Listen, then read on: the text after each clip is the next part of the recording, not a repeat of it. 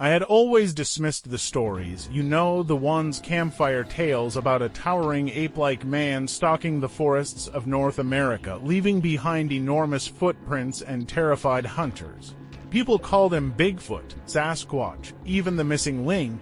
To me, it was folklore, a convenient way to explain strange noises in the woods or a shadow glimpse too quickly.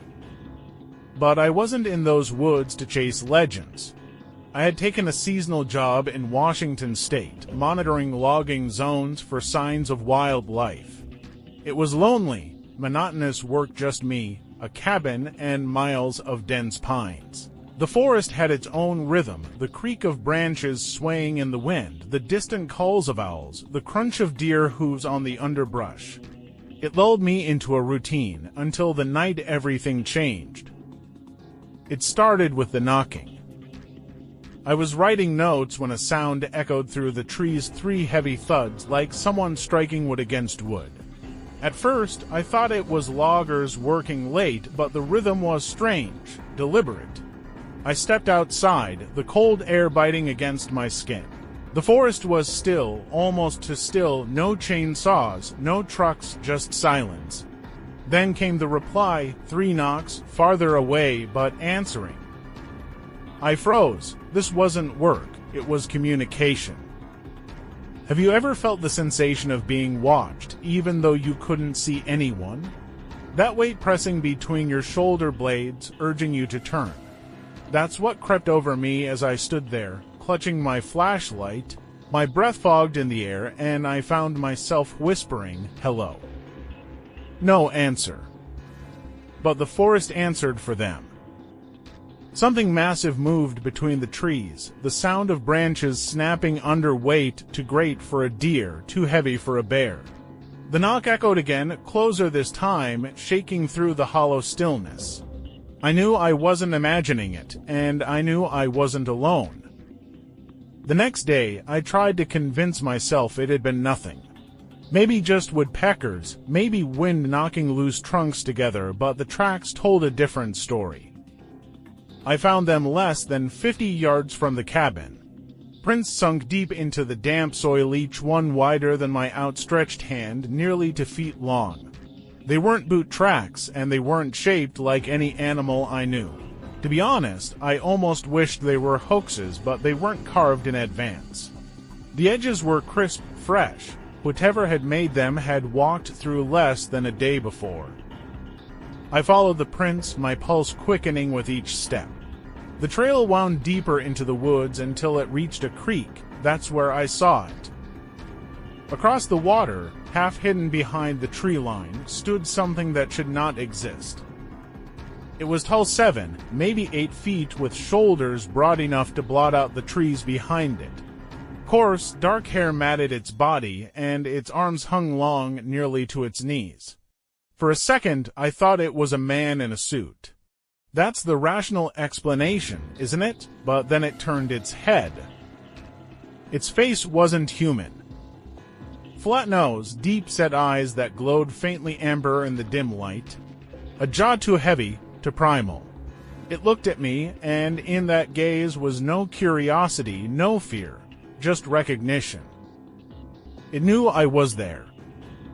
The air between us thickened, my breath caught. I should have run, I should have screamed. But instead, I stood frozen, staring at the impossible. Then, as quickly as it appeared, it stepped back into the trees. Gone. Have you ever wondered what you'd do if you came face to face with something science says doesn't exist? Would you chase it? Hide? Pretend it never happened? I thought I knew my answer. But that night, as the knocking began again, closer, louder, insistent, I realized Bigfoot wasn't just watching. It was calling. And whether I wanted to or not, I was already part of its game. I didn't sleep that night. Every time my eyes closed, I heard it again, the knocking. Sometimes it was distant, sometimes so close I swore it came from the wall of my cabin. And then there were the footsteps, heavy, deliberate, circling. I lay in my bed, gripping the flashlight like a weapon, heart pounding so loud it drowned out the forest itself. When dawn finally broke, I convinced myself it had to be stress. Isolation plays tricks on the mind, right? But the forest didn't let me hold on to that lie for long. By mid-morning, I was out on patrol. That's when I found something far stranger than the tracks. A deer carcass ripped open and left half buried under branches. At first glance, I thought it was a cougar kill. But cougars don't strip the flesh with surgical precision. They don't twist bones until they snap clean. And they definitely don't leave the skull crushed like it had been struck with brute force. I crouched there, staring at the remains, and a cold realization settled in my chest. Whatever had been out there wasn't just watching me, it was hunting. That evening, I did something stupid. I set a recorder outside the cabin. I wanted proof, something to bring back that couldn't be laughed off as paranoia. As night fell, the forest drowned in silence, no crickets, no owls, no movement, just waiting, and then it began. The knocking, 3 beats, a pause, 3 more. The recorder caught everything, but that's not what chilled me to the core. What made my blood run cold was the second sound, a low, rumbling growl. Not like a bear, not like any animal I knew. It vibrated in my chest, primal and deliberate, as if it was meant for me alone. I forced myself to stay inside, lights off, every muscle rigid. But then something happened that nearly broke me. The handle of the cabin door rattled. Slow at first, like someone testing it. Then harder, tugging, not once, not twice.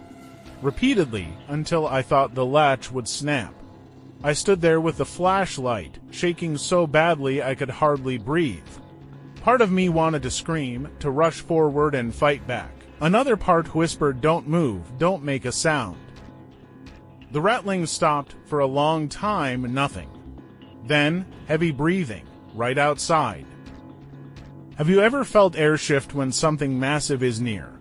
Like the world itself bends around their presence, that's what it felt like. I swear I could hear its chest expand, each exhale damp with heat against the wooden door. And then silence.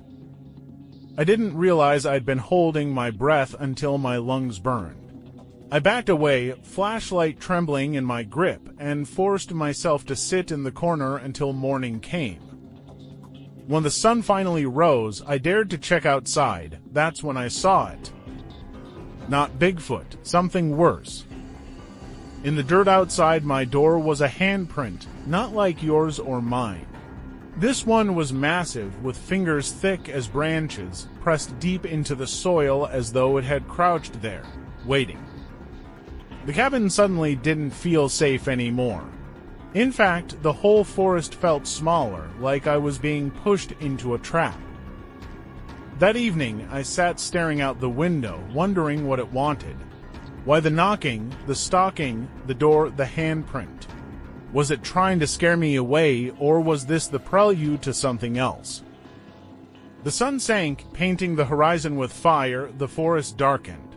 And then, from just beyond the tree line, I heard it. Not knocking this time. A voice. It was low, guttural, broken by static like wind caught between mountains. But I swear, in those strange, inhuman syllables, I heard my name. Tell me if something you thought was only a myth whispered your name from the dark, what would you do? Run, pray, or stay, knowing the forest had already claimed you as its prey? Because I chose to stay, and that's when the real nightmare began. The night was alive with sounds, owls calling from distant branches, insects humming in the tall grass, the wind brushing softly against the leaves. Yet, among all those noises, there was something heavier, something that didn't belong. A crack of a branch. A shuffle of weight. Then silence. The guide raised a hand, signaling everyone to stop. The red beam of his flashlight flicked across the ground, revealing enormous tracks pressed deep into the mud. The size alone was enough to make your stomach drop. Not a bear, he whispered, shaking his head, too heavy, too precise. Have you ever stood in the dark and felt certain that someone or something was staring at you, even if you couldn't see it? That's exactly how it felt. Every hair on your body stood upright. Suddenly, the recorder hanging from the guide's belt clicked. The tape inside spun faster, capturing a faint, guttural sound. It was low, almost like a growl, but stretched into something closer to speech. The sound sent a chill rippling through the group. What do you think? Could a creature like Bigfoot actually speak in a language we don't understand? Or is it just an animalistic noise that humans mistake for communication? One of the team members panicked. She wanted to turn back immediately, insisting the risks were too high. But the guide stood firm. "This is the closest we've been in years," he said. "If we leave now, we'll never get another chance." And then it happened. The forest went silent, no birds, no insects, not even the wind. And from the shadows between the trees, to faint reflections appeared eyes glinting with an amber glow and blinking and fixed on the group. The guide froze, the team froze, you probably would have too. Tell me, would you have stayed still, waiting to see what came next, or would you have run without looking back? Before anyone could decide, the eyes blinked, then the shape around them shifted. A towering figure emerged for just a split second, its silhouette unmistakable, broad shoulders, long arms covered in thick hair. It was there, right in front of them. And then it vanished, a blur of movement deeper into the forest, followed by a sound so powerful it shook through your chest, a roar, mixed with something that sounded eerily like a word. The team stood in shock, the recorder still spinning, capturing every moment. The guide whispered only 2 words. "It knows." But what did it know? That they were watching. That they were close to exposing it, or something far darker. The answer would come sooner than they expected. The forest seemed to close in around the team after that roar. Every step forward felt heavier, as if the woods themselves were warning them to turn back. And yet, curiosity is stronger than fear, isn't it? If you were there, would you have pressed on, desperate for answers, or would you have trusted your instincts and left immediately? The guide chose the first path. He led the team deeper into the trees, following the faint but undeniable trail, broken branches, fresh footprints, and the occasional echo of movement just out of sight. Whatever this was, it wasn't running away. It was leading them somewhere.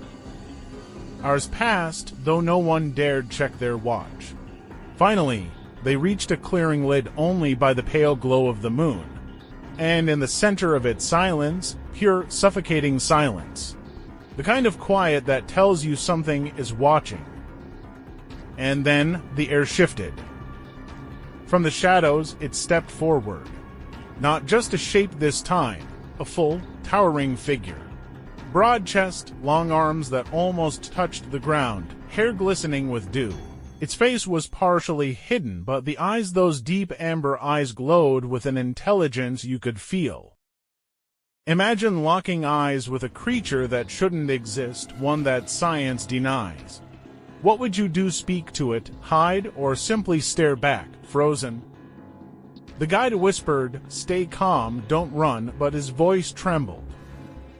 The creature tilted its head, studying them, and then it raised a hand, slowly, deliberately, not as a threat, but almost as a gesture of acknowledgement. The forest seemed to hold its breath. One of the team members, shaking uncontrollably, lifted her camera. The flash exploded across the clearing, and in that instant, everything shattered. The creature roared louder than thunder, shaking the trees. Birds burst into the sky in a chaotic frenzy. The team stumbled back, blinded by panic, but through the chaos one thing was clear. The Bigfoot didn't vanish into the woods this time. It charged. The ground shook beneath its steps, branches cracked like brittle bones. And just as it seemed to reach them, darkness.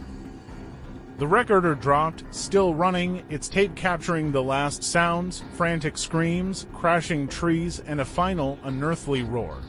When the forest grew quiet again, the clearing was empty. Days later, search teams found the recorder.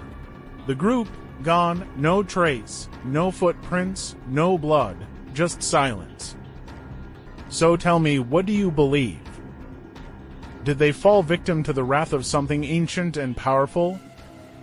Or did they witness something humanity was never meant to see and vanish because of it? And here's the question that lingers the most. If Bigfoot really is out there, watching, studying, waiting, how long before it decides to step out of the shadows again? If that encounter left your heart pounding, you're not alone. Hit the like button to help other curious minds find this story, subscribe so you never miss the next chilling legend, and drop a comment below. What do you think it really was?